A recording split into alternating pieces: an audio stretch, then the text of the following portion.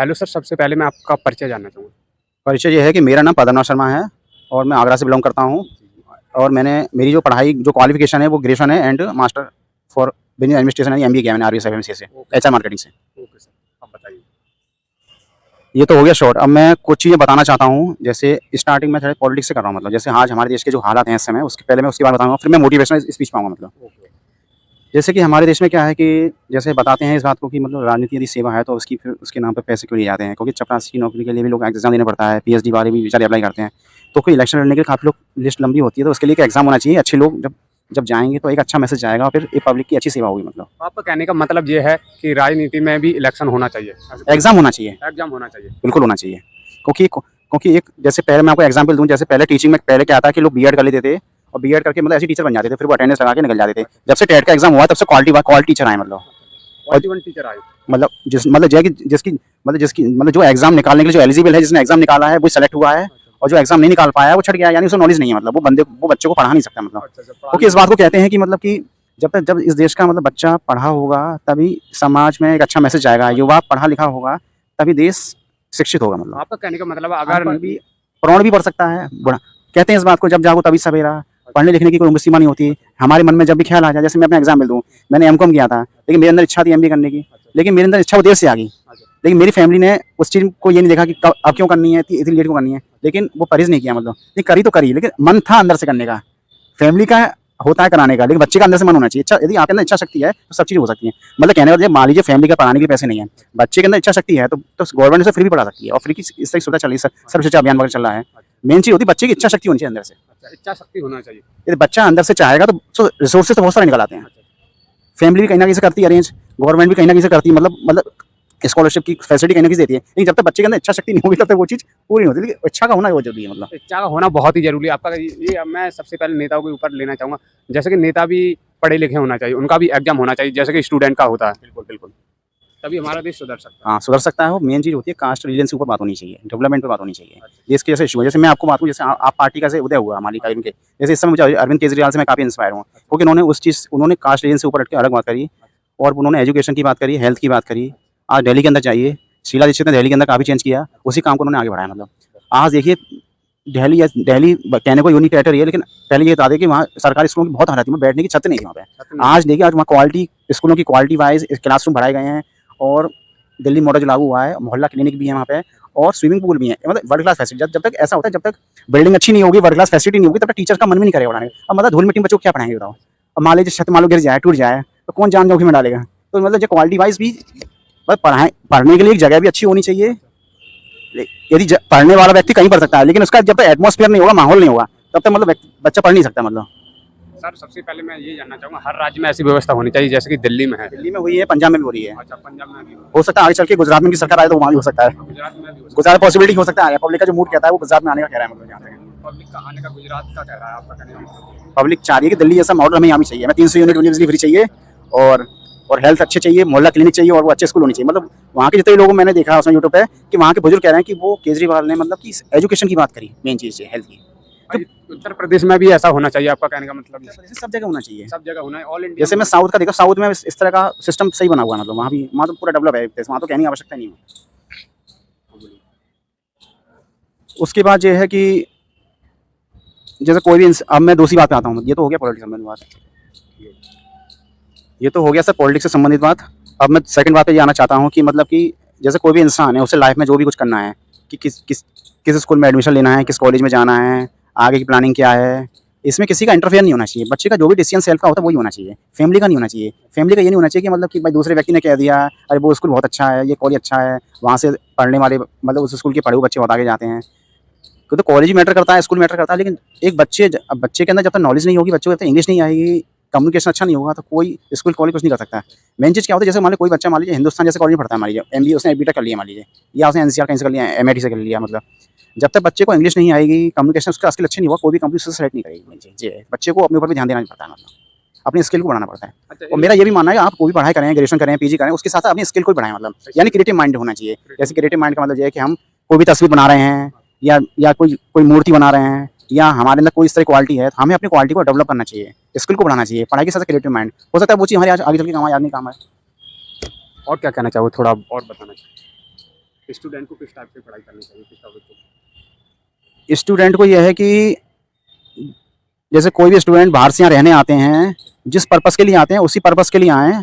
Okay, आजकल जो माहौल चल रहा है उसके अकॉर्डिंग जो है कि बहुत से स्टूडेंट पढ़ाई पे ध्यान नहीं दे पाते हैं, वो गलत उसमें फंस जाते हैं और वो अपनी लाइफ खराब करते हैं। उनकी फैमिली को पता नहीं चलता वो क्या कर रहे हैं क्या नहीं कर रहे हैं। मतलब बाद में जब तक फैमिली को मालूम पड़ता था तो काफ़ी देर हो जाती है। तो मतलब जो है उन्हें किसी से ज़्यादा दोस्तीबाजी नहीं करनी चाहिए। यदि किसी से मतलब रखना है तो काम से काम रखें, अपना आएँ अपना जाएँ। मतलब क्योंकि आजकल बहुत सारी घटनाएं घट रही हैं, सोशल मीडिया फर्जीवाड़ा हो रहा है, साइबर क्राइम हो रहा है, दुनिया भर की चीज़ें हो रही हैं, फेसबुक अकाउंट हैक हो रहे हैं, एटीएम से पैसे निकल रहे हैं, ये सारी चीज़ें हो रही हैं। तो ज़्यादा किसी से संपर्क ज़्यादा रखना नहीं चाहिए। यदि आप किसी को अच्छी तरह जानते हैं, भरोसा करते हैं तो मतलब किसी पर ज़्यादा मतलब आँख मूंद का विश्वास ना करें। लेकिन किसी पर विश्वास करते भी हैं तो मतलब कि सिर्फ काम से काम रखें, ज़्यादा ना करें। मतलब रखें अपने पे, अपनी फैमिली पे रखें। मतलब यदि जिस पर्पस के लिए फैमिली ने भेजा है वो पर्पस पूरा होना चाहिए। ज़्यादा किसी दोस्तीबाजी नहीं होनी चाहिए, किसी से कोई लेन देन की बात नहीं होनी चाहिए। अपना आइए, कोचिंग पढ़ने आते हैं या कॉलेज जा रहे हैं, आइए जाइए। मतलब ज़्यादा किसी बोला चाहिए, मतलब रखना है तो वहीं तक मतलब रखिए लास्ट तक। आपका कहने का मतलब ये पढ़ाई से रिलेटेड ही मतलब रखें और दोस्त भी लिमिट में ही बनाएं। और यदि मतलब रखना ही है तो वहाँ की फैकल्टीज रखिए, टीचर से रखिए। वो टीचर जी पढ़ा रहा, भाई आपको कोई चीज़ समझ में नहीं आ रही है, कोई टॉपिक में कोई समस्या है या किसी सब्जेक्ट के किसी कोई आपको क्वेश्चन समझ में नहीं आ रहा है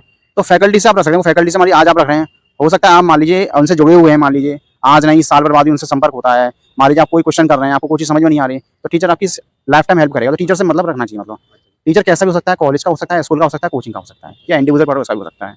मतलब फ्रेंड सर्कल से ज़्यादा मतलब जाना चाहिए। मतलब रखना है तो सीमित रखिए, क्लास से रखिए। मतलब क्योंकि आजकल जानते हैं आजकल व्हाट्सएप ग्रुप बन जाते हैं, फिर पता नहीं लोग क्या क्या करते हैं। पता नहीं पढ़ाई के नाम पर बहुत कुछ, जैसे ऑनलाइन क्लास में हुई थी, ऑनलाइन क्लास के नाम पर पता नहीं क्या क्या होता था पता नहीं। और फिर वो जानते हैं कोविड टाइम में क्या हुआ था। ये बताइए सर, ऑनलाइन क्लास बेटर है कि ऑफलाइन स्टूडेंट के लिए? अब थोड़ा आप बताना चाहो।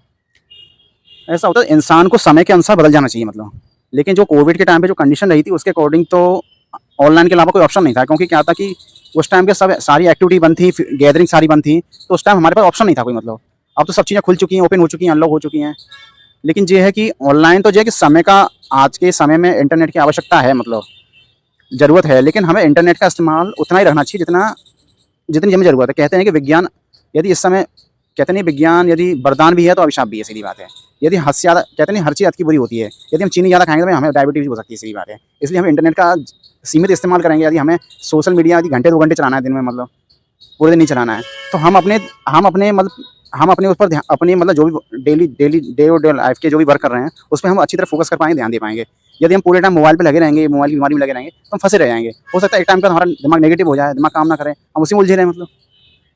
मतलब जो मोबाइल का कम से कम इस्तेमाल करना चाहिए। उससे क्या होता है, क्योंकि एक मैंने देखा था कि मतलब न्यूज़ में पढ़ा था कि एक माँ थी अपने बच्चे को नहला रही थी। पता नहीं क्या हुआ कि उसने मोबाइल चार्ज पे लगाया, खटिया वहीं पड़ी थी, पता नहीं क्या हुआ, उसमें आग लग गई, फट गया, वो बच्चा ही मर गया और माँ का ये था पता नहीं। तो मतलब जो कहने का मतलब जब मोबाइल चलाइए, मोबाइल यदि जब भी आप रात को सोने जाएँ तो उसकी जो अल्ट्रावायलेट किरणें होती हैं हमारी आंखों में असर करती हैं, हमारे दिमाग पर असर करती हैं। और उससे क्या होता है कि हमारी आंखें तो खराब होती हैं। बच्चों को इस्तेमाल नहीं करना चाहिए इसका। और यदि हम फ़ोन को चार्ज पर लगा रहे हैं तो हो सकता है हम 100% से 90% तक करें, 80% या 50% करें। और जब सोने के टाइम जाएँ तो जो भी हम प्लग लगाते हैं उसको निकाल दें, मतलब चार्जिंग पर ना छोड़ें। और सोते टाइम मतलब उसको मोबाइल को अपने पास रखें, 100-200 मीटर का दायरा होना चाहिए, या उसे अलमारी में कहीं बॉक्स में रख दें। मतलब उससे क्या होगा, उसकी जो हीटिंग होगी हमारे पर नहीं आएगी, मतलब फटने के चांस होंगे, वो हमारी सेफ्टी के लिए बचा रहेगा। मतलब सेफ्टी के लिए बचाया जाए। और रात में तो मतलब मोबाइल यूज़ करना ही नहीं चाहिए, कहने का मतलब है अपने जो भी सोने की प्रक्रिया है, खाने की प्रक्रिया, वो करनी चाहिए। आपका कहने का मतलब है जितना भी आपको यूज करना है वो अपने काम से कीजिए। हाँ, काम से काम। फालतू हाँ। अभी इंडिया में चला फ्री फायर के ऊपर आप क्या कहना चाहोगे? जैसे कि स्टूडेंट छोटे बच्चे होते हैं, फ्री फायर खेलते रहते हैं, गेम वगैरह खेलते रहते हैं, उसके ऊपर आप क्या कहना चाहोगे?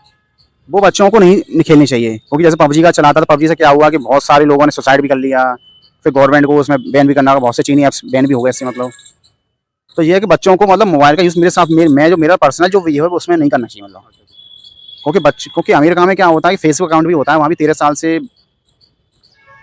नीचे का बच्चे का अकाउंट खुलता नहीं वहाँ पर। मतलब अच्छा, इंडिया में ऐसा 13 साल से नीचे के बच्चा का भी हो जाता है? हाँ, इस तरह की प्राइवेसी पॉलिसी है नहीं। मतलब प्राइवेसी इंडिया में है नहीं है इसके ऊपर। तो आपका कहने ये मतलब ये है कि साइबर में चेंज आना चाहिए, कहने का मतलब ये। अच्छा, प्राइवेसी में भी चेंज आना चाहिए। हाँ, वैसे तो कंपनियां अपने अपडेट, मतलब जैसे वैसे तो जो गूगल अपडेट, वैसे कंपनियां अपने ऐप्स के अपडेट लाती रहती हैं, फीचर बढ़ाती रहती हैं, तो प्राइवेसी तो उसमें अपडेट आता ही आता है। मतलब और बाकी जैसे सोशल मीडिया में जो भी आप यूज़ करें तो प्राइवेसी के संग यूज़ करें। मतलब यदि व्हाट्सअप यूज़ करें तो उसे एवरीवन ना करके कॉन्टैक्ट में करें। मतलब कॉन्टैक्ट में और उसके अलावा जो वेरिफिकेशन, टू स्टेप वेरिफिकेशन, उसका यूज़ ज़्यादा करें, उससे फ़ोन आपका हैक नहीं होगा।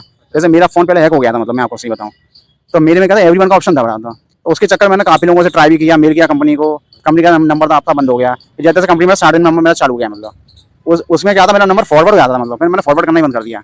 फिर मैंने उस दिन से कसम खा के मैसेज भेजूंगा ही नहीं मतलब। फिर मैं तुरंत जाके 2 स्टेप वेरिफिकेशन किया, तब जाके मेरा फ़ोन सेव हुआ, फिर मैं कॉन्टैक्ट किया मतलब, ये सारा। अभी सर आप हाल में क्या करते हो, आप थोड़ा बताना चाहो? अभी तो कुछ नहीं, अभी तो घर पे ही अपना देख रहे हैं, अभी घर पे भी बताई का काम चल रहा है, तो उसी में व्यस्त हैं अभी। वैसे क्या करते हो, जॉब वगैरह की पढ़ाई? अभी पढ़ाई वैसे पढ़ लेते हैं घर पे, किताब रखी जाती हैं उसी में। किस चीज़ की तैयारी कर रहे हैं आप, थोड़ा बताना? वैसे घर में पढ़ी जाती हैं, जैसे चाणक्य की किताबें रखी जाती हैं अपनी, जैसे मैगजीन्स पढ़ी जाती हैं, क्लास 10th की किताब पढ़ी होती हैं, वो पढ़ लेते हैं अपना। आने वाले समय में आप क्या करना चाहते हैं देश के लिए?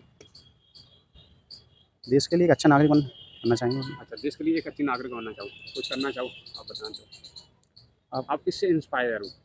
मैं सोनू शर्मा से इंस्पायर हूँ, अच्छा, और किसी और संदीप माहेश्वरी से, अच्छा, और भी बहुत लोग हैं, अच्छा, विवेक बिंद्रा से भी। विवेक बिंद्रा। अभी प्रेजेंट में नहीं, उनसे किससे इंस्पायर है विवेक? प्रेजेंट में तो विवेक बिंद्रा से, अच्छा, प्रेजेंट में नहीं है। प्रेजेंट में विवेक बिंद्रा से इंस्पायर हूँ, अच्छा, क्योंकि उनका जो आईबीसी मॉडल था मुझे अच्छा लगा, मतलब IBS। आईबीसी। उनके कहने का मतलब ये था कि जैसे भागलपुर जैसे छोटे कस्बे का बंदा भी मतलब एक बिजनेसमैन के लेवल की जगह, मतलब कि उनके स्कूल कॉलेज में पढ़ सकता है, उसे भी ज़िंदगी जीने का राइट है, मतलब अडानी अंबानी के कॉलेज में पढ़ सकता है, जॉब भी कर सकता है, उसे भी ज़िंदगी जीने का अधिकार है। तो उस बंदे को उठाने की सोच है, मतलब एक सोच है उनकी, थिंकिंग अच्छी लगी मुझे। उनकी एक थिंकिंग अच्छी है, जैसे स्टूडेंट के बाद उनकी फीस भी बहुत काफ़ी मतलब जैसे मान लो कोई गाँव कस्बे का पर्सन है, मान लीजिए उसे नॉलेज तो है, लेकिन उसको मौके नहीं मिल रहे हैं, संसाधन नहीं है, उसके पास अपॉर्चुनिटी मिल रही है, तो ये एक अपॉर्चुनिटी दी जा रही है उनको। अपॉर्चुनिटी दी जा रही है। ऐसे उनके पास पैसा बैलेंस नहीं है, तो उसके लिए हाँ, उनकी फीस हम तो कह रहे हैं अपॉर्चुनिटी सबको मिलनी चाहिए, अब कौन उसका फ़ायदा ले पाता है, कौन नहीं ले पाता है, ये वाली बात है। Wish you all the best. Thank you so much. अगर आपको वीडियो पसंद आई तो वीडियो को लाइक करें, अगर चैनल पर पहली बार देख रहे हैं तो चैनल को सब्सक्राइब करें। जय हिंद, जय भारत, वंदे मातरम।